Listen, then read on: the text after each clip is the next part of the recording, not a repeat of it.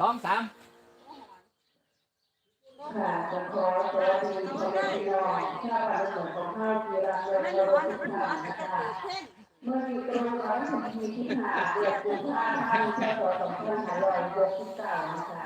มีข่าวว่าประชาสัมพันธ์ของพ่อแม่พี่น้องมาช่วยรับจ้างนะคะเรื่องแรกนะคะองค์การบริหารส่วนตำบลย่านท่ามนะคะเมื่อนะคะวันที่26นะคะจะมีการประชุมสามัญการแถลงนโยบายของทางด้านองค์การบริหารส่วนตำบลย่านท่ามนะคะก็จะแถลงหน้าประกาศนะคะประชาชนหน้าที่เครือข่ายของชุมชนอยากเข้าร่วมประชุมนะคะ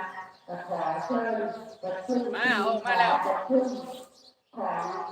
ตำบลย่านท่ามนะคะเวลาจะขึ้นต่อยกใจนะคะเขาร่วมสร้างนโยบายของท่านนายกเป็นการประชุมสำเร็จนะคะ